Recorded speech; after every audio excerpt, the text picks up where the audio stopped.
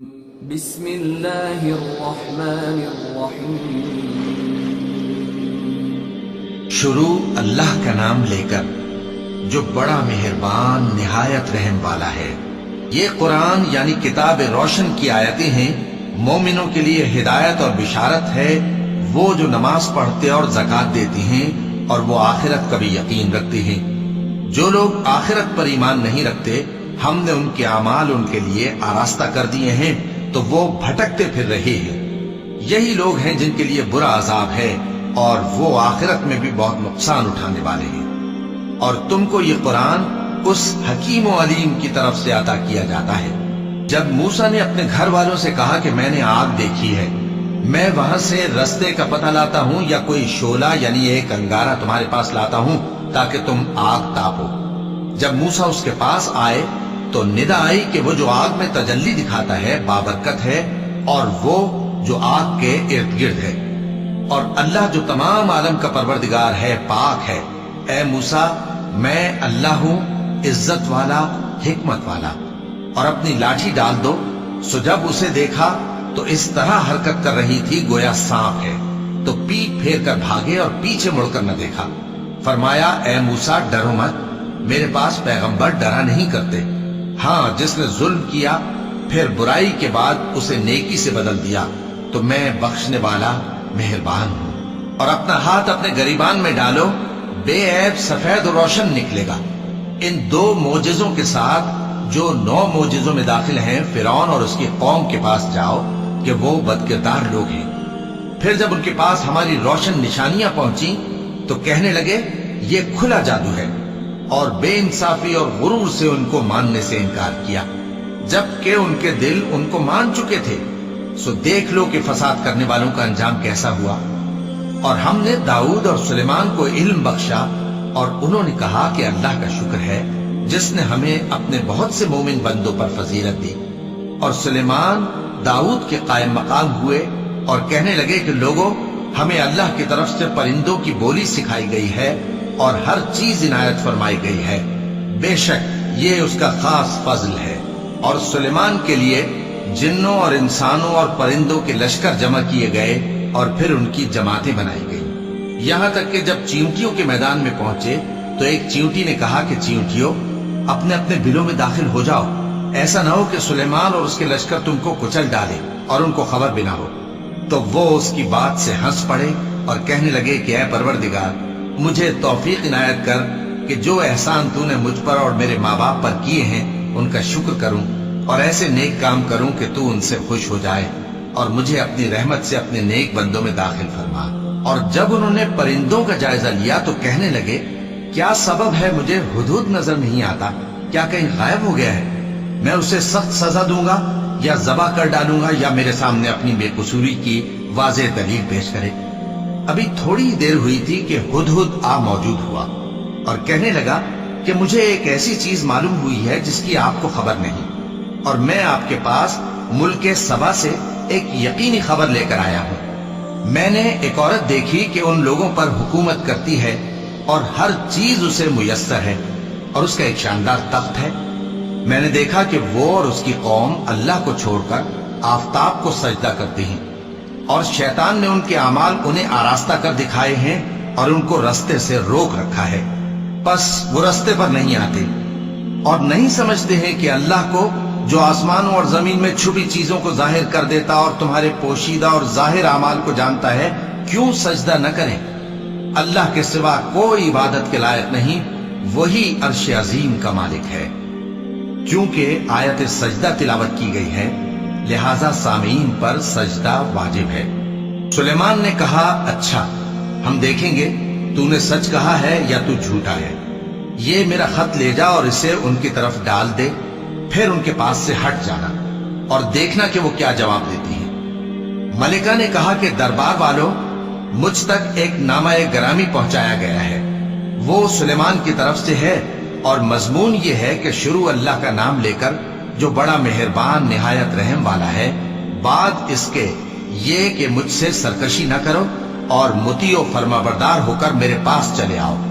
خط سنا کر کہنے لگی کہ اے اہل دربار، میرے اس معاملے میں مجھے مشورہ دو जब तक कि तुम हाजिर न हो और सलाह न दो मैं किसी काम का फैसला नहीं किया करती। वो बोले कि हम बड़े जोरावर और सख्त जंगजू हैं और हुक्म आपके इख्तियार में है, तो जो हुक्म दीजिएगा उसके अंजाम पर नजर कर लीजिएगा। उसने कहा कि बादशाह जब किसी शहर में दाखिल होते हैं तो उसको तबाह कर देते हैं और वहां के इज्जत वालों को जलील कर दिया करते हैं, और इसी तरह ये भी करेंगे। और मैं इनकी तरफ कुछ तोहफा भेजती हूँ और देखती हूँ कि कासिद क्या जवाब लाते हैं। बस जब कासिद सुलेमान के पास पहुंचा तो सुलेमान ने कहा, क्या तुम मुझे माल से मदद देना चाहते हो? सो जो कुछ अल्लाह ने मुझे अता फरमाया है वो उससे कहीं बेहतर है जो तुम्हें दिया है। हकीकत यह है कि अपने तोहफे से तुम ही खुश होते होगे।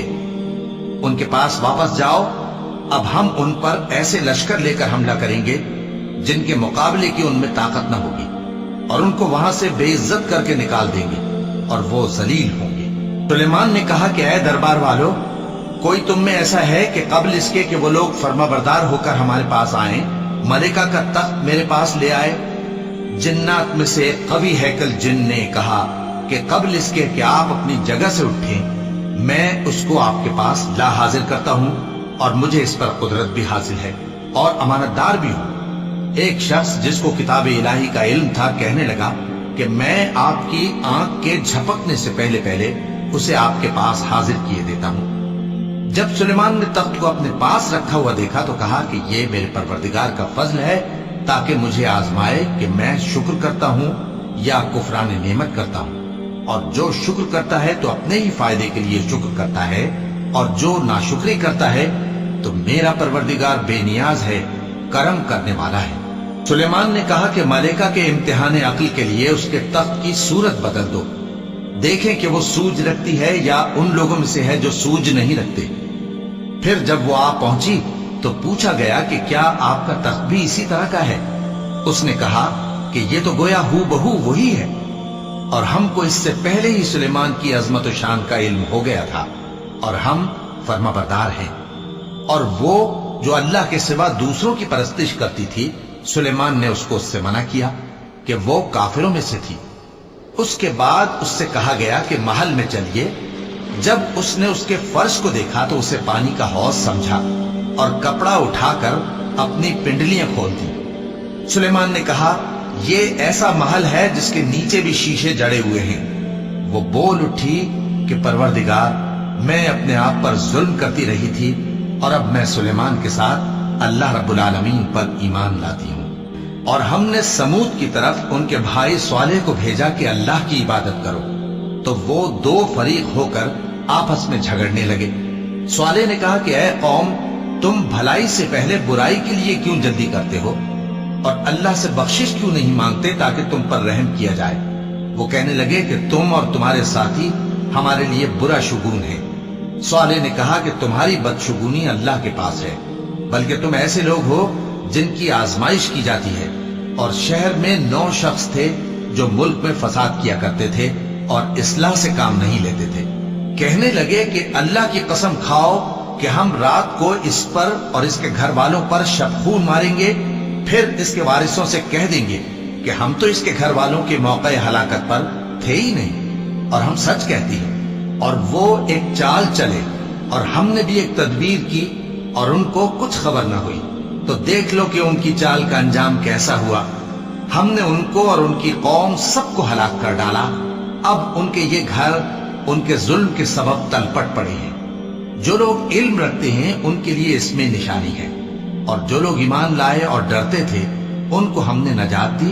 और लूत को याद करो जब उन्होंने अपनी कौम से कहा कि तुम बेहयाई के काम क्यों करते हो जबकि तुम देखते हो? क्या तुम औरतों को छोड़कर लज्जत हासिल करने के लिए मर्दों की तरफ माइल होते हो? हकीकत यह है कि तुम अहमक लोग हो। तो उनकी कौम के लोग बोले तो ये बोले, और इसके सिवा उनका कुछ जवाब न था कि लूत के घर वालों को अपने शहर से निकाल दो, ये लोग पाक बनना चाहते हैं। तो हमने उनको और उनके घर वालों को नजात दी, मगर उनकी बीवी कि उसकी निस्बत हमने मुकर्रर कर रखा था कि वो पीछे रहने वालों में होगी। और हमने उन पर मे बरसाया, सो जो मे उन लोगों पर बरसा जिनको मुतनब्बे कर दिया गया था बुरा था। कह दो कि सब तारीफ अल्लाह ही के लिए है और उसके उन बंदों पर सलाम है جس کو اس نے منتخب فرمایا، بھلا اللہ بہتر ہے یا وہ جن کو یہ اس کا شریک بناتے ہیں؟ بھلا کس نے آسمانوں اور زمین کو پیدا کیا اور کس نے تمہارے لیے آسمان سے پانی برسایا؟ پھر ہم نے اس سے سرسبز باغ اگائے، تمہارا کام تو نہ تھا کہ تم ان کے درختوں کو اگاتے؟ تو کیا اللہ کے ساتھ کوئی اور بھی معبود ہے؟ ہرگز نہیں، بلکہ یہ لوگ رستے سے الگ ہو رہے ہیں۔ بھلا کس نے زمین کو قرارگاہ بنایا اور اس کے بیچ نہریں بنائیں اور اس کے لیے پہاڑ بنائے، اور کس نے دو دریاؤں کے بیچ اوٹ بنائی؟ یہ سب کچھ اللہ نے بنایا، تو کیا اللہ کے ساتھ کوئی اور معبود بھی ہے؟ ہرگز نہیں، بلکہ ان میں اکثر علم نہیں رکھتے۔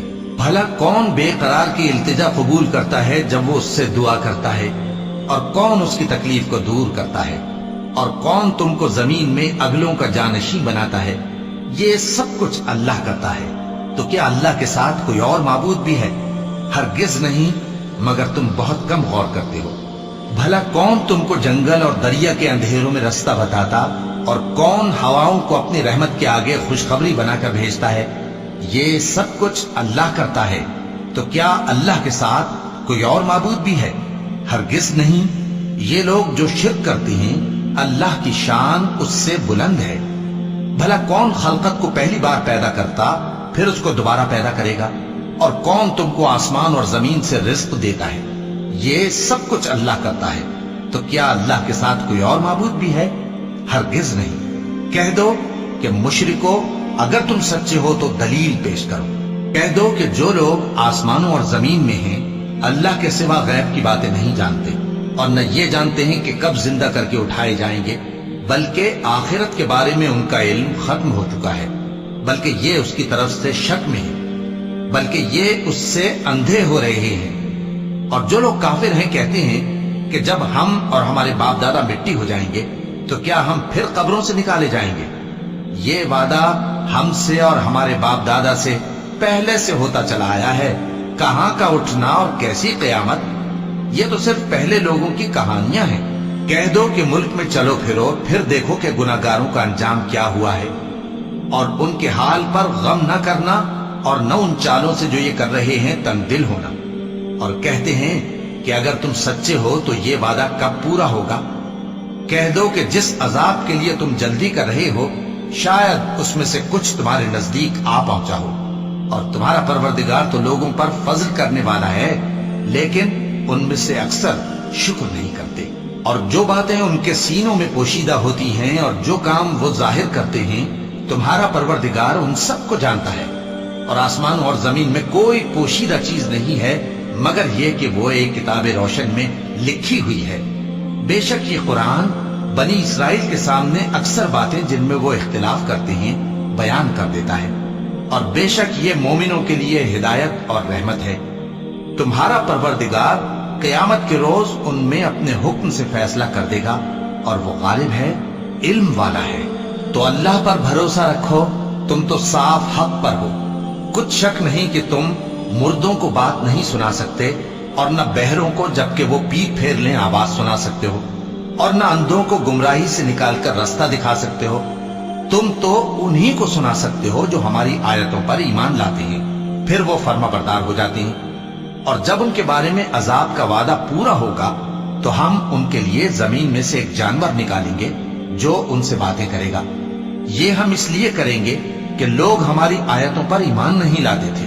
اور جس روز ہم ہر امت میں سے ایک بڑے گروہ کو جمع کریں گے جو ہماری آیتوں کی تکذیب کرتے تھے، پھر ان کی جماعت بندی کی جائے گی، یہاں تک کہ جب سب آ جائیں گے تو اللہ فرمائے گا کہ کیا تم نے میری آیتوں کو جھٹلا دیا تھا، حالانکہ تم نے اپنے علم سے ان کا احاطہ تو کیا ہی نہ تھا۔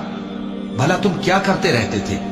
اور ان کے ظلم کے سبب ان کے حق میں وعدہ عذاب پورا ہو کر رہے گا تو وہ بول بھی نہ سکیں گے۔ کیا انہوں نے نہیں دیکھا کہ ہم نے رات کو اس لیے بنایا ہے کہ اس میں آرام کریں، اور دن کو روشن بنایا ہے کہ اس میں کام کریں؟ بے شک اس میں مومن لوگوں کے لیے نشانیاں ہیں۔ اور جس روز سور پھونکا جائے گا تو جو لوگ آسمانوں میں اور جو زمین میں ہیں سب گھبرا اٹھیں گے، مگر وہ جسے اللہ چاہے، اور سب اس کے پاس عاجز ہو کر چلے آئیں گے۔ اور تم پہاڑوں کو دیکھتے ہو تو خیال کرتے ہو کہ مضبوط جمے ہوئے ہیں، مگر وہ اس روز اس طرح اڑتے پھریں گے جیسے بادل۔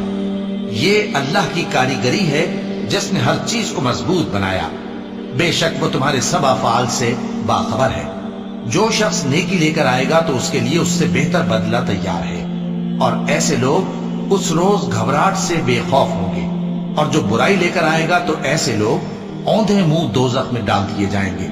تم کو تو انہی اعمال کا بدلہ ملے گا جو تم کرتے رہے ہو۔ کہہ دو مجھ کو یہی ارشاد ہوا ہے کہ اس شہر مکہ کے مالک کی عبادت کروں جس نے اس کو محترم بنایا ہے، اور ہر چیز اسی کی ہے، اور مجھے یہ بھی حکم ہوا ہے کہ میں فرما بردار رہوں، اور یہ بھی کہ قرآن پڑھا کروں۔ اب جو شخص راہ راست اختیار کرتا ہے تو اپنے ہی فائدے کے لیے اختیار کرتا ہے، اور جو گمراہ رہتا ہے تو کہہ دو کہ میں تو صرف خبردار کرنے والا ہوں۔ اور کہو کہ اللہ کا شکر ہے، وہ تم کو عنقریب اپنی نشانیاں دکھائے گا تو تم ان کو پہچان لو گے، اور جو کام تم کرتے ہو تمہارا پروردگار ان سے بے خبر نہیں ہے۔ صدق اللہ العظیم۔